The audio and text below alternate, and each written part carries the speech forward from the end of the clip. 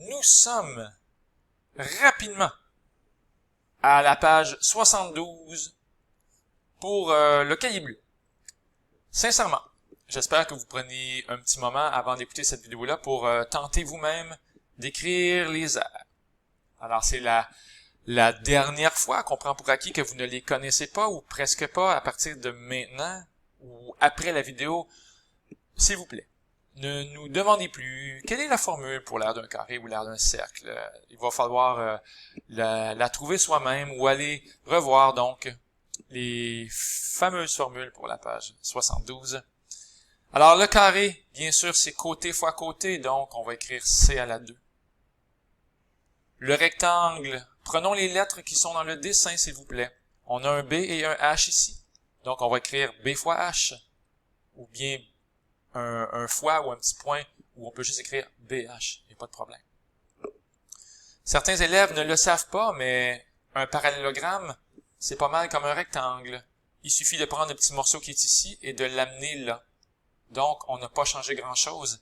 L'aire, c'est encore une fois B fois H. Pour le triangle, on divise par 2. B fois H divisé par 2. On veut un A majuscule pour l'aire. L'aire est égal. Donc, une belle communication, s'il vous plaît. Pour le losange, si vous multipliez les deux diagonales, la grande diagonale fois la petite diagonale, ça va vous donner l'aire d'un grand rectangle bleu. Évidemment, on va diviser en 2. Donc, c'est le demi-produit des diagonales. Donc, grand D fois petit d, divisé par 2. Donc, en divisant par 2, on enlève les parties qui sont foncées ici et on conserve le losange. Pour le trapèze, on met une parenthèse, c'est grande base plus petite base fois la hauteur et divisé par 2. Et ça peut mériter une explication. Imaginez qu'on prend le même trapèze et qu'on le renverse. Qu'est-ce qu'on va avoir à ce moment-là? Tiens, on va l'écrire ici, on va le dessiner ici. Comme ceci, et comme ceci. Il est renversé. Et maintenant, on a la petite base ici et la grande base qui est ici. Et qu'est-ce qu'on obtient ici? Ben, on obtient un parallélogramme. Donc, on obtient la même chose que toi ici, un grand parallélogramme. Alors, ce qu'on fait, c'est, on calcule l'aire du parallélogramme en faisant base fois hauteur. Donc, on fait base, comme dans grand B plus petit b, c'est toi ici, fois la hauteur ici. Mais évidemment, on divise par 2 parce qu'on a triché. On l'a une fois et on l'a 2 fois notre trapèze. On va diviser par 2. On voulait juste l'aire du premier trapèze.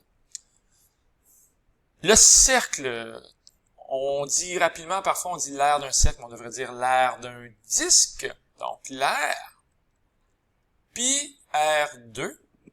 Et la circonférence, on va l'écrire aussi 2 pi R. On peut aussi écrire pi fois le diamètre. Parce que bien sûr que 2 fois le rayon, c'est la même chose que le diamètre.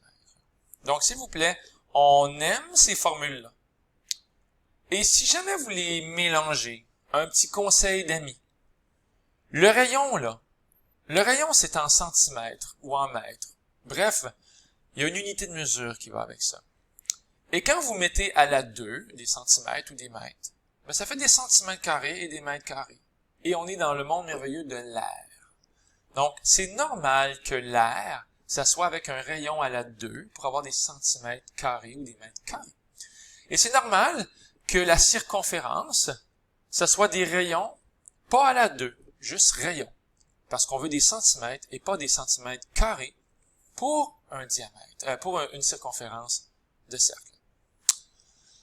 Et pour le polygone régulier, finalement, on n'oublie pas la formule can sur 2. Donc, l'apothème ici, n'est-ce pas? C, la mesure d'un côté. A, la mesure de l'apothème. N, le nombre de côtés. Ici, par exemple, il y en aurait 8, parce que c'est un octogone qui nous dit un gros bonjour. Alors voilà, c'était les petites formules de la page 72. S'il vous plaît, ne demandez pas à votre enseignant quelle est la formule pour l'aire d'un cercle ou l'aire d'un disque, s'il vous plaît.